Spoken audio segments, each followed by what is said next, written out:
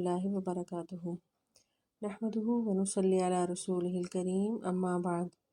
फ़अऊज़ु बिल्लाहि मिनश शैतानिर रजीम बिस्मिल्लाहिर रहमानिर रहीम।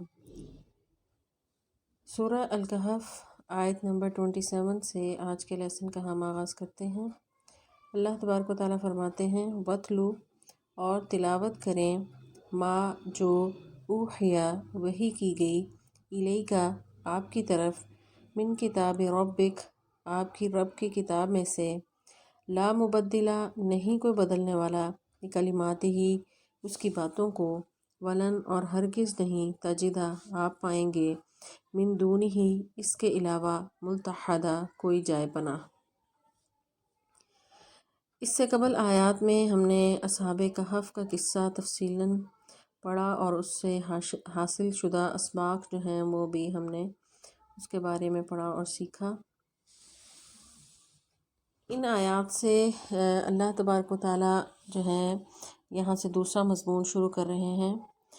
जिनमें उन हालात पर तबसरा किया गया है जो उस वक्त मुसलमानों को मक्का में दरपेश थे। रसूलुल्लाह सल्लल्लाहु अलैहि वसल्लम से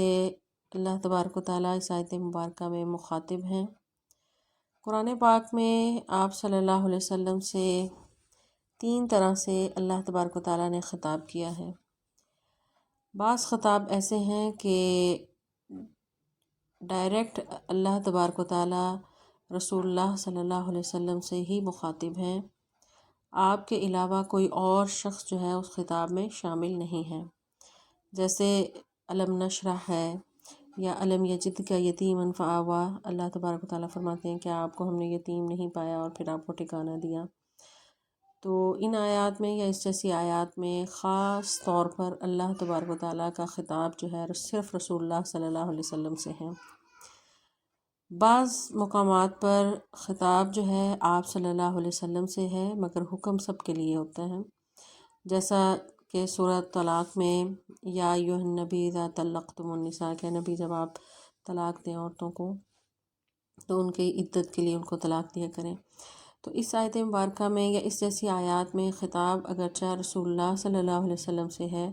लेकिन ये हुक्म सिर्फ़ आप सल्लल्लाहु अलैहि वसल्लम की ज़ात तक महदूद नहीं है बल्कि ये हुक्म जो है आपके बाद आपकी उम्मत के लिए भी है। तीसरी सूरत जो ख़िताब की है आप सल्लल्लाहु अलैहि वसल्लम से वो ये है कि ख़िताब आपसे भी होता है और आम लोगों से भी होता है। यानी का के सीगे के साथ यानी कि आपकी तरफ या आप के अल्फाज इस्तेमाल करके अल्लाह तबारक व तआला नबी अकरम सल्लल्लाहु अलैहि वसल्लम को ख़िताब कर रहे होते हैं लेकिन उसमें मुखातिब जो है उम्मत भी है। तो ये वो मुकाम है जहाँ पर इस किस्म का ख़िताब है यानी इसमें रसूलुल्लाह सल्लल्लाहु अलैहि वसल्लम भी मुखातिब हैं और आपके साथ आम लोग भी मुखातिब हैं।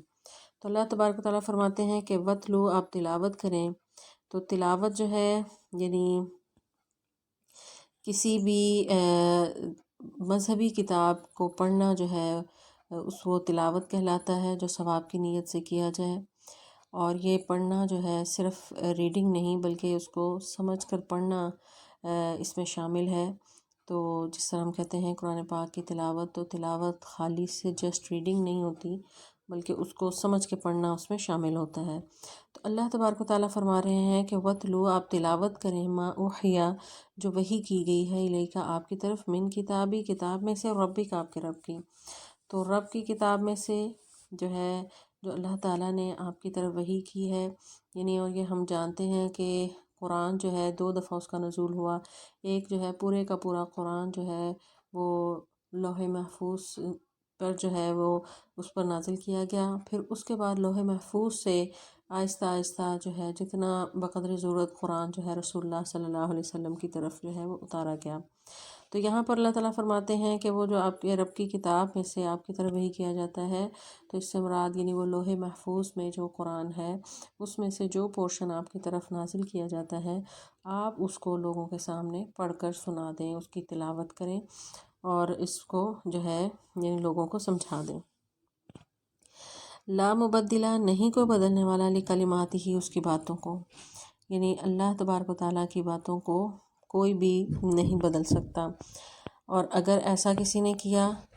تو ولن تجدہ، تو آپ نہیں پائیں گے من دون ہی، اس کے علاوہ ملتحدہ، کوئی بھی جائے پناہ۔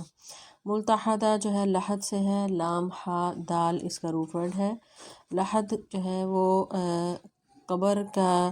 جو بقلی گڑھا ہوتا ہے اس کو کہا جاتا ہے، یعنی ایک تو سیدھا گڑھا کھودا جاتا ہے، پھر اس کے ساتھ ایک سائڈ کو ایک اور گڑھا کھودا جاتا ہے جس میں مردے کو لٹایا جاتا ہے، تو ایسی قبر کو لحد کہا جاتا ہے۔ تو یہاں پر لحد سے مراد جو ہے جائے پناہ ہے، پناہ گاہ ہے۔ تو اگر کسی نے کوئی بھی یعنی اس قرآن کے الفاظ کو بدلا تو پھر اس کے لیے کوئی بھی جائے پناہ نہیں ہوگی، یعنی کوئی ایسی کوئی غار یا گڑھا یا کوئی جائے پناہ نہیں ہے کہ جہاں پر انسان جو ہے وہ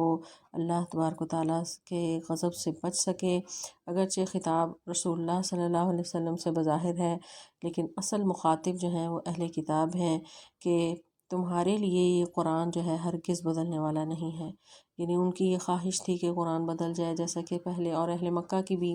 کیونکہ یہ احکامات انہیں چبھتے تھے، ان کے نظریات کے خلاف تھے، تو وہ نہیں چاہتے تھے کہ یہ اس طرح جو ہے وہ قرآن نازل ہو۔ وہ چاہتے تھے کہ ہماری مرضی کا جو ہے دین رسول اللہ صلی اللہ علیہ وسلم پیش کریں۔ تو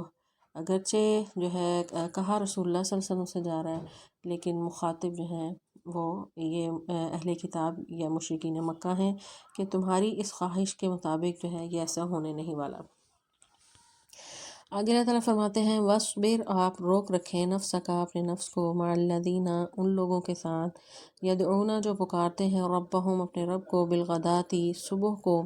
والعشی اور شام کو، یریدون وہ سب چاہتے ہیں، وجہہ اس کی خوشنودی، ولا تعدو اور نہ تجاوز کریں، عیناک آپ کی دونوں آنکھیں، عنہم ان سے، ترید آپ چاہتے ہیں، زینت الحیات الدنیا دنیا کی زندگی کی زینت،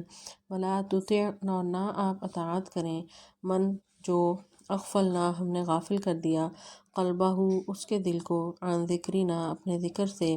واتبع اور اس نے پیروی کی، ہواہ اپنی خواہش کی، وکانا اور ہے، امرہ اس کا معاملہ، فرطا حد سے بڑا ہوا۔ اس آیت مبارکہ میں اللہ تبارک و تعالیٰ رسول اللہ صلی اللہ علیہ وسلم کو کچھ جو ہے وہ نصیحتیں کر رہے ہیں، اور معاملہ وہی ہے جو اس سے پہلی آیت میں، یعنی مخاطب رسول اللہ صلی اللہ علیہ وسلم ہیں، اور حقیقت میں خطاب جو ہے امت سے ہے۔ تو اللہ تبارک و تعالیٰ فرما رہے ہیں کہ وَاصْبِرْ، آپ روک رکھیں۔ وَاصْبِرْ صبر سے ہے، صبر کہتے ہیں روکنا، کنٹرول کرنا یا سیلف کنٹرول کرنا، یعنی اپنے آپ کو روک رکھنا۔ وَاصْبِرْ آپ روک رکھیں نفسک اپنے نفس کو، یا اپنے آپ کو مضبوط کر لیں ان لوگوں کے ساتھ، مع الذین ان لوگوں کے ساتھ، یدعون جو پکارتے ہیں، ربہم اپنے رب کو، غداتی غدا جو ہے یعنی اول النہار یعنی دن کے اول حصے کو کہتے ہیں، والعشی جو ہے یعنی اخیر النہار یعنی دن کے آخری حصے کو کہتے ہیں۔ تو وہ لوگ جو دن رات صبح و شام جو اللہ کا ذکر کرتے ہیں، آپ ان کے ساتھ اپنے آپ کو روکے رکھیں، یعنی آپ ان کا ساتھ جو ہے وہ پسند کریں، ان کی معیت میں رہیں، ان کے ساتھ دوستی رکھیں، آپ کا اٹھنا بیٹھنا، آپ کی محفل جو ہے ان لوگوں کے ساتھ ہونی چاہیے جو صبح و شام اللہ کا ذکر کرتے ہیں۔ تو صبح و شام کے جو ہے اوقات ہیں، اللہ تعالیٰ کو ذکر کے حوالے سے بہت زیادہ پسند ہیں۔ قرآن پاک میں کئی ایک مقامات پر اللہ تبارک و تعالیٰ نے خاص طور پر صبح اور شام کے ذکر کی جو ہے اس کا فضیلت بیان کی، اور اس کے بارے میں تلقین کی کہ ان اوقات میں اللہ کا ذکر کرو۔ اللہ تعالیٰ فرماتے ہیں یا ایھا الذین آمنوا اذکروا اللہ ذکرا کثیرا وسبحوہ بکرۃ وعصیلا، سورہ احزاب آیت نمبر 41-42 میں اللہ تعالیٰ فرماتے ہیں، یعنی اہل ایمان سے اللہ تعالیٰ مخاطب ہے کہ صبح و شام جو ہے اللہ کا ذکر کرو۔ اس کے علاوہ بھی بے شمار جو ہے آیات میں صبح و شام کے ذکر کی فضیلت بیان کی گئی ہے۔ اور صبح و شام کے ذکر کی فضیلت کیوں بیان کی گئی؟ کیونکہ یہ وہ اوقات ہیں کہ جب انسان جو ہے یعنی اس پر اداسی کی کیفیت بھی ہوتی ہے، اور وہ سوچ و بچار کی کیفیت میں ہوتا ہے۔ تو ان اوقات میں بجائے اس کے کہ وہ کسی اور کاموں میں اپنا وقت جو ہے، کسی اور سوچوں میں اپنا وقت برباد کرے، تو ایک بندہ مومن جس کا تعلق اپنے رب سے مضبوط ہوتا ہے، تو وہ ان اوقات میں اپنے رب کی یاد یعنی ان اوقات کو اپنے رب کی یاد میں وہ گزارنا چاہتا ہے، اور وہ اللہ تعالیٰ کو بھی یہی پسند ہے کہ ان اوقات میں خاص طور پر اس کو جو ہے وہ یاد کیا جائے۔ تو رسول اللہ صلی اللہ علیہ وسلم کو یہ نصیحت کی جا رہی ہے کہ اپنے آپ کو ان لوگوں، حضرت انس بن مالک سے مروی ہے کہ رسول اللہ صلی اللہ علیہ وسلم نے فرمایا کہ مجھے ایسے لوگوں کے ساتھ بیٹھنا حضرت اسماعیل کی اولاد میں سے 4 غلاموں کو آزاد کرنے سے زیادہ پسند ہے، جو نماز فجر سے لے کے طلوع آفتاب تک اللہ کا ذکر کرتے ہیں، اور مجھے ایسے لوگوں کے ساتھ بیٹھنا 4 غلاموں کے آزاد کرنے سے زیادہ پسند ہے، جو نماز عصر سے لے کے غروب آفتاب تک اللہ کا ذکر کریں۔ سنن نبی داؤد کی یہ حدیث ہے۔ تو یہاں پر اس حدیث میں رسول اللہ صلی اللہ علیہ وسلم نے ان اوقات میں اللہ کا ذکر کرنے والوں کو افضل قرار دیا 4 غلاموں کے آزاد کرنے سے زیادہ، یعنی ایک غلام آزاد کرنا کتنا زیادہ نیکی کا کام ہے، تو کہاں 4 غلاموں کو آزاد کرنا، اور وہ بھی اولاد اسماعیل میں سے۔ تو اولاد اسماعیل یعنی حضرت اسماعیل، ان کی اتنی فضیلت ہے، اور رسول اللہ صلی اللہ علیہ وسلم خود اس نسل میں سے تھے، تو اس نسل کے 4 غلام آزاد کرنے سے زیادہ جو ہے وہ پسندیدہ عمل آپ صلی اللہ علیہ وسلم نے یہ قرار دیا کہ جو صبح اور شام اللہ کا ذکر کرتا ہے۔ اور پھر ان لوگوں کے ساتھ بیٹھنا اٹھنا، اس کو اللہ تعالیٰ نے جو ہے وہ اس آیت میں اس کی نصیحت کی ہے کہ آپ ان کے ساتھ اٹھنا بیٹھنا پسند کریں جو اللہ کی معیت حاصل کرنے کے لیے اور اللہ کا جو ہے اللہ کی یاد میں ان اوقات کو گزارتے ہیں۔ تو رسول اللہ صلی اللہ علیہ وسلم کو نصیحت کی جا رہی ہے کہ آپ اللہ کے ان پسندیدہ لوگوں کے ساتھ جو ہے وہ بیٹھا کریں، اور کیونکہ کمپنی کا بہت زیادہ اثر ہوتا ہے، انسان جس کے ساتھ ہوتا ہے اس کا بہت زیادہ اس کی شخصیت پر بہت زیادہ اثرات جو ہے وہ چھوڑتا ہے۔ عربی کی ایک مشہور کہاوت بھی ہے کہ المرء مع من احبہ، کہ انسان اسی جیسا ہوتا ہے جس کے ساتھ وہ اٹھتا بیٹھتا ہے۔ تو اچھے دوست جو اللہ کا ذکر کرنے والے ہوں، صبح و شام اللہ کو یاد کرنے والے ہوں، تو اللہ کے نزدیک بھی ان لوگوں کی بڑی قدر و منزلت ہے۔ اسی وجہ سے اس آیت مبارکہ میں اللہ تعالیٰ ایسے ذکر کرنے والوں کے ساتھ اٹھنے بیٹھنے کی اور ان کے ساتھ جو ہے تعلقات رکھنے کی نصیحت کر رہے ہیں۔ آگے اللہ تعالیٰ فرماتے ہیں وَلَا تَعْدُوا، اور نہ تجاوز کریں عینا کا، آپ کی آنکھیں۔ عینا کا اصل میں عینان تھا، یعنی 2 آنکھیں۔ تو یہاں اللہ تعالیٰ فرما رہے ہیں وَلَا تَعْدُوا عینا کا، آپ کی نہ تجاوز کریں دونوں آنکھیں، عنہم ان سے، یعنی آپ نہ آنکھیں پھیریں ان سے، ان لوگوں سے جو یعنی اللہ کا ذکر کرتے ہیں۔ ترید زینت الحیات، آپ چاہتے ہیں دنیاوی زندگی کی زیب و زینت۔ ولا تطع، اور نہ آپ اطاعت کریں من اغفلنا، کہ جو ہم نے غافل کر دیا اس کے دل کو، عن ذکرنا، ہم نے اپنے ذکر سے، یعنی جو غافل ہیں وہ لوگ ان اللہ کے ذکر سے، اللہ کی یاد سے، ایسے لوگوں کے ساتھ اٹھنا بیٹھنا نہ رکھیں، بلکہ ان لوگوں کے ساتھ اپنا اٹھنا بیٹھنا رکھیں جو اللہ کا ذکر کرتے ہیں اور صبح و شام جو ہے اسی ذکر میں مشغول رہتے ہیں۔ تو یہاں پر واقعہ کچھ یوں ہے، حضرت سعد بن ابی وقاص فرماتے ہیں کہ ہم نبی کرم صلی اللہ علیہ وسلم کے ساتھ 6 آدمی تھے جو آپ کے ساتھ بیٹھے ہوئے تھے، اور مشرکین آپ کے پاس آئے، کیونکہ وڈیرے لوگ ان کو اپنی بڑی عزت کا ہوتا ہے، اور وہ یعنی جو کمزور اور غریب لوگ ہوتے ہیں ان کے ساتھ اٹھنا بیٹھنا یا ان کو اپنی مجلس میں بٹھانا اپنے لیے جو ہے باعث تک سمجھتے ہیں۔ تو مشرکین نے جو بڑے بڑے سردار تھے اور اپنے آپ کو بہت بڑا سمجھتے تھے، تو انہوں نے بھی رسول اللہ صلی اللہ علیہ وسلم سے کہا کہ آپ ان لوگوں کو، ان غریب لوگوں کو اپنے سے دور ہٹائیں، تو پھر ہم آپ کی بات سنیں گے اور آپ کے پاس بیٹھیں گے۔ تو سعد بن ابی وقاص فرماتے ہیں کہ میں تھا، ابن مسعود، عبداللہ ابن مسعود تھے، قبیلہ حذیل کا ایک آدمی، بلال، اور 2 آدمی تھے جن کو میں نہیں جانتا، تو یہ سب بیٹھے ہوئے تھے۔ تو ان مشرکین مکہ نے کہا کہ آپ ان لوگوں کو دور ہٹا دیں، پھر ہم آپ کے پاس آ کر بات سنیں گے۔ تو رسول اللہ صلی اللہ علیہ وسلم، آپ کی تو خواہش تھی کہ حق بات کو ہر شخص قبول کر لے، اور جب انہوں نے اس طرح کی فرمائش بھی کی تو آپ کے دل میں یہ خیال پیدا ہوا کہ شاید اگر یہ لوگ آ کر میرے پاس بیٹھیں اور یہ لوگ اٹھ جائیں جن کو وہ اپنی طرف سے یعنی مشرکین مکہ نے غریب اور کمزور اور اپنے سے کمتر سمجھ رہے تھے، تو رسول اللہ صلی اللہ علیہ وسلم کے دل میں بھی یہ خیال آیا، تو اللہ تبارک و تعالیٰ نے آپ کو اس سے منع کر دیا۔ حالانکہ آپ کی نیت جو ہے بہت اچھی تھی کہ یہ سردار اگر ایمان لے آئیں تو ان کے ایمان لانے کا اسلام کو بہت فائدہ ہوگا۔ ظاہر ہے کہ جو لوگ بہت زیادہ ان کا اثر و رسوخ ہو تو بہت سے لوگ جو ہیں ان کو دیکھ کر ایمان قبول کر لیتے ہیں، تو ان کی بات کا اثر لیتے ہیں۔ تو اللہ تبارک و تعالیٰ کو یہ بات بھی پسند نہیں آئی۔ اللہ تبارک و تعالیٰ نے اس آیت میں آپ صلی اللہ علیہ وسلم کو جو ہے وہ نصیحت کی کہ آپ اپنے ان پیارے ساتھیوں سے جو اہل ایمان ہیں، آپ کے ایمان کے ساتھی ہیں، جو اللہ کے ذکر میں ان کے شب و روز گزرتے ہیں، ان سے اپنی آنکھیں نہیں پھیرنی۔ آپ جو ہے کیا دنیا کا زیب و زینت چاہتے ہیں؟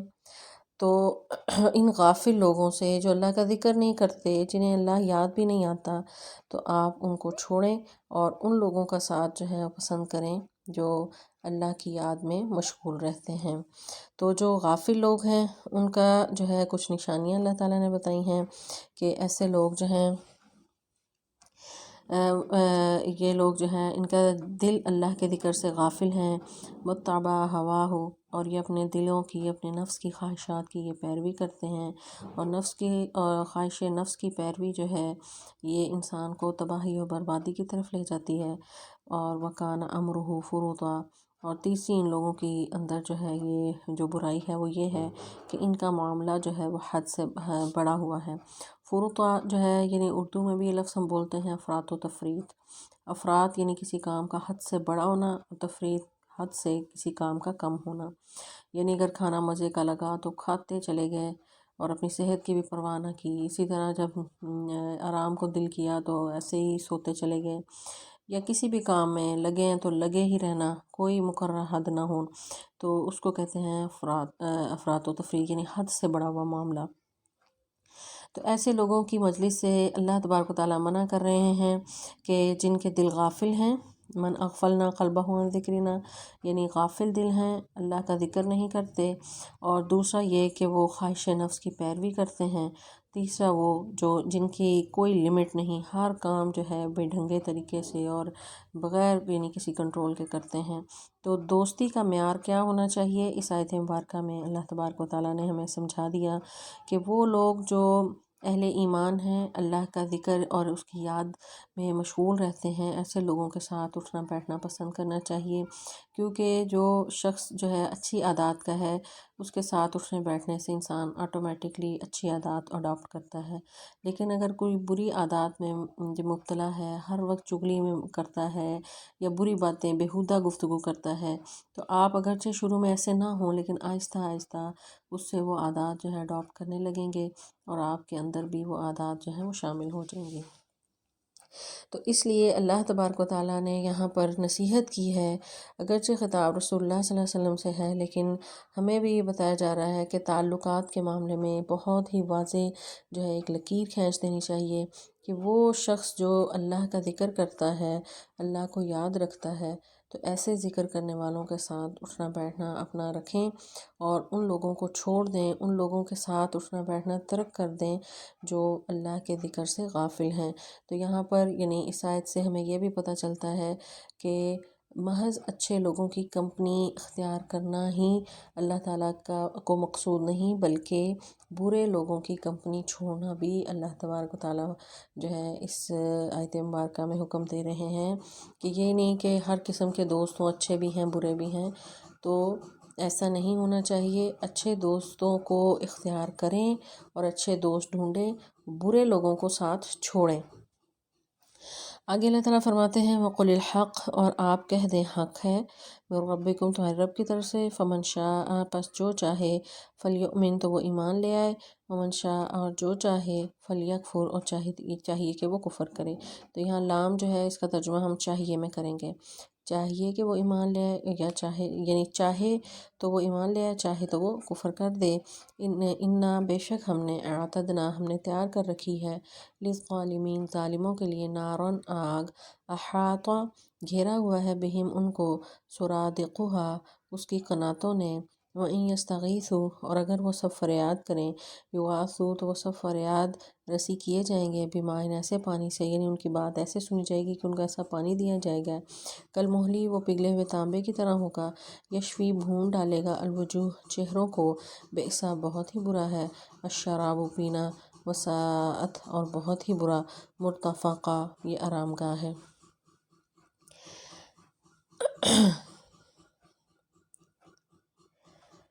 اس آیت مبارکہ میں اللہ تبارک و تعالیٰ جو ہے ایک انداز سے بہت ہی سخت قسم کی دھمکی دے رہے ہیں۔ اللہ تعالیٰ فرماتے ہیں اے نبی آپ کہہ دیں کہ حق جو ہے من ربکم تمہارے رب کی طرف سے آ چکا ہے۔ حق سے مراد یعنی اللہ کا پیغام، اور اس سے مراد یہ قرآن بھی ہو سکتا ہے، یعنی یہ قرآن تو آ چکا ہے، اب ان کے پاس جو ہے یعنی چوائس ہے اس کو مانے یا نہ مانے، بات یہی ہے، یعنی دو ٹوک فیصلہ کیا جا رہا ہے کہ صرف اور صرف نجات اس کے حق کو ماننے میں ہی ہے۔ تو حق آ چکا ہے تمہارے رب کی طرف سے، اب ان کی مرضی ہے، چاہیں یہ مانیں چاہے یہ اس کا انکار کر دیں۔ تو ان جو ہے یعنی فلیؤمن ومن شاء فلیکفر، چاہے کہ یہ مانیں یا چاہے کہ یہ انکار کریں۔ انا اعتدنا للظالمین، ہم نے ظالموں کے لیے تیار کر رکھا ہے، تو یہاں ظالموں سے مراد جو ہے کفر اختیار کرنے والی یعنی جو کافر ہیں، تو ان ظالموں کے لیے ہم نے تیار کر رکھا ہے کیا؟ نار، آگ، احاط بہم جس نے گھیر رکھا ہے، یعنی احاطہ محیط سے یعنی گھیرنا، چاروں طرف سے کسی چیز کو گھیر لینا،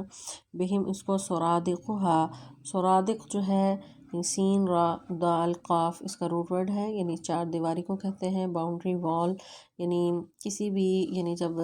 خیمے لگائے جاتے ہیں یا کناتیں لگائی جاتی ہیں تو جو دیوار بنا دی جاتی ہے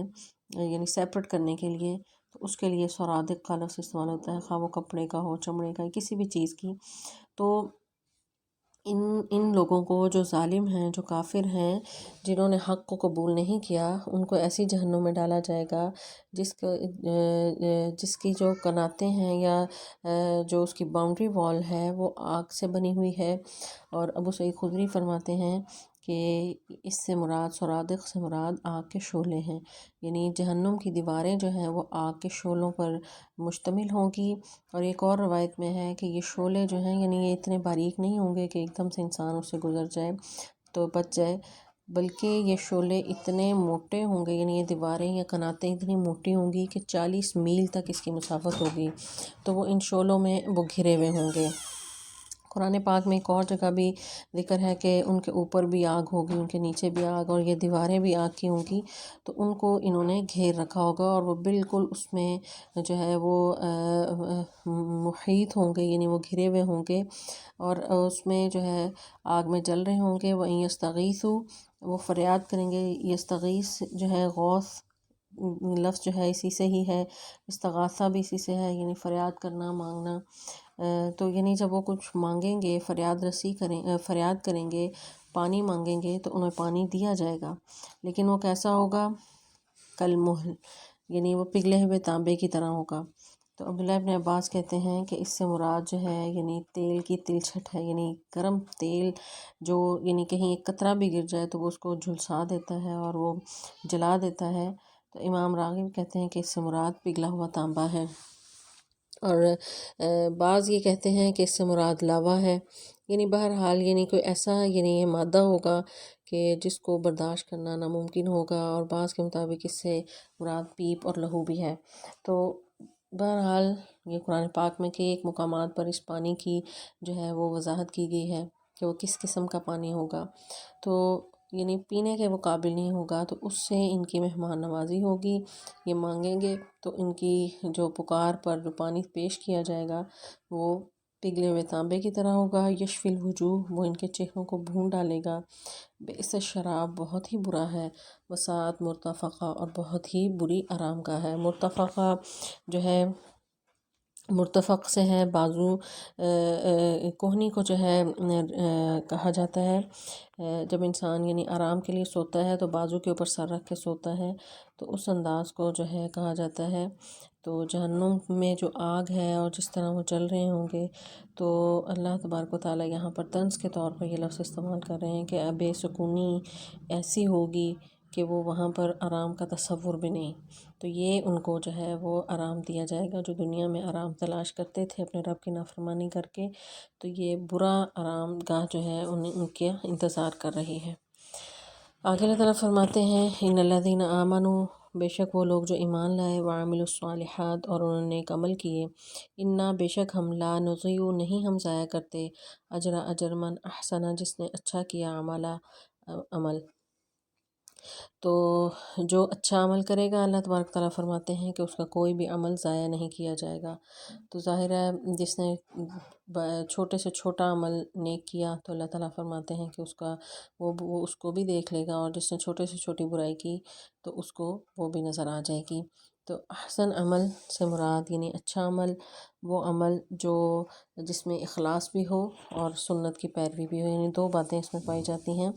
تو جو بھی کرے گا اس میں کوئی مرد یا عورت کی تخصیص نہیں، مرد و عورت سب برابر ہیں اس میں. جو کام اچھا کرے گا اس کام کے بدلے میں اس کو اللہ تبارک و تعالیٰ جو ہے اس کے اجر سے نوازیں گے. اور وہ اجر کیا ہے وہ اگلی آیت میں اللہ تعالیٰ بتا رہے ہیں، اولئک یہی لوگ ہیں، لہم ان کے لیے ہیں جنات باغات ہیں، عدن ہمیشگی کے، تجری بہتی ہیں، من تحتہم ان کے نیچے سے، الانہار نہریں، یحلون وہ سب زیور پہنائے جائیں گے، فیہا اس میں، من سے، اساورا کنگن، من ذہب سونے کے، ویلبسون اور سب پہنیں گے، ثیابن کپڑے، خضرن سبز رنگ کے، من سندسن باریک ریشم کے، و استبرق اور موٹے ریشم کے، متکئین و تکیہ لگائے ہوں گے، فیہا اس میں، علی الارائک تختوں پر، نعمہ بہترین، الثواب بدلہ ہے، وحسنت اور اچھی ہے، مرتفقہ آرام گاہ. اس آیت مبارکہ میں اللہ تبارک و تعالیٰ نے ان لوگوں کے لیے اجر جو جنت کی صورت میں انہیں دیا جائے گا جو ایمان لائے اور عمل صالح کیے اور احسن عمل کیے، تو ان کا اجر کا ذکر کیا ہے. اور وہ اجر کیا ہے؟ وہ جنت ہے. اور وہ جنت جو ہے یعنی وہ ہمیشگی کی ہے. یہ نہ سمجھے کوئی نعمت جب ملتی ہے انسان کو فکر لگتی ہے کہ کہیں اس سے چھن نہ جائے یا پرانی نہ ہو جائے. تو اللہ تبارک و تعالیٰ کہہ رہے ہیں کہ یہ پرانی ہونے والی نہیں، وہ ان کو ہمیشہ ہمیشہ کے لیے ملے گی. اور اس کی منظر کشی کی گئی ہے کہ اس کے نیچے سے نہریں بہہ رہی ہیں اور ان کو کنگن پہنائے جائیں گے.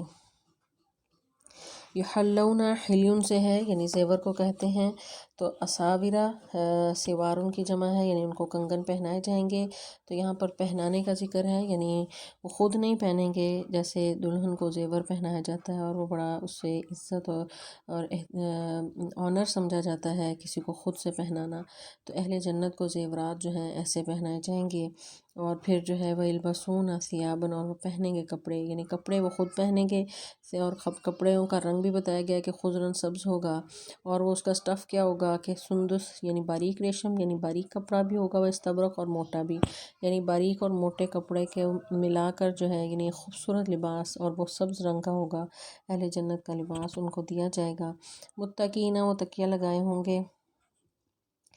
تو انسان جو ہے عام طور پر ایک بیٹھنا کام کرنے کے لیے بھی بیٹھتا ہے، لیکن جب تکیہ لگا کر ٹیک لگا کر بیٹھتا ہے تو وہ آرام کی پوزیشن میں ہوتا ہے. تو اہل جنت کے بیٹھنے کو اللہ تبارک و تعالیٰ نے ذکر کیا کہ وہ جو ہے بالکل ریلیکس موڈ میں تکیہ لگا کر بیٹھے ہوئے ہوں گے. علی الارائک، ارائک جو ہے یعنی ایسے تخت کو کہتے ہیں جو اوپر سے کورڈ بھی ہو، جس طرح یعنی سیج سجائی جاتی ہے دلہن کی، تو مسہری بنائی جاتی ہے، تو ایسا تخت جس کے اوپر جو ہے پورا کور ہو اس کے لیے آرائک کا لفظ استعمال ہوتا ہے. تو اہل جنت کو ایسے تخت دیے جائیں گے. اور اللہ تعالیٰ فرماتے ہیں کہ نعمت ثواب یہ بہترین بدلہ ہے، وحسنت اور اچھی متفقہ آرام گاہ ہے. یعنی اہل جنت کو کس قدر خوبصورت جو ہے وہ جنت دی جائے گی اور اس میں وہ آرام کریں گے، ہر طرح کا انہیں آرام ملے گا، بہترین لباس ہوگا. اور کھانے پینے کا یعنی نہروں کا ذکر ہے، پھر اس کے بعد زیورات کا ذکر، لباس کا ذکر، پھر ان کے بیٹھنے کا. تو ایسی جنت، نعمتوں والی جنت جو ہے انہیں عطا ہوگی ایسے لوگوں کو جو حق کو قبول کرتے ہیں. اور جو حق کو قبول نہیں کرتے ان کے لیے اللہ تعالیٰ نے پیچھے ذکر کیا کہ انہیں جو ہے یعنی ساعت مرتفقہ ان کا جو ہے وہ برا ٹھکانہ ہے. تو ان کے لیے حسنت مرتفقہ یعنی اچھا ٹھکانہ ہے، تو ٹھکانہ ان کو بھی ملے گا. تو ان کو بھی ملے گا، لیکن ان کے اور ان کے ٹھکانے میں جو ہے بہت فرق ہے، اور یہ فرق ان کے اعمال کی بدولت ہے۔ اللہ تعالیٰ سے دعا ہے کہ اللہ تعالیٰ ہمیں قرآن پاک کا صحیح فہم عطا فرمائے اور اس پر عمل کرنے کی توفیق عطا فرمائے۔ والسلام علیکم ورحمۃ اللہ وبرکاتہ۔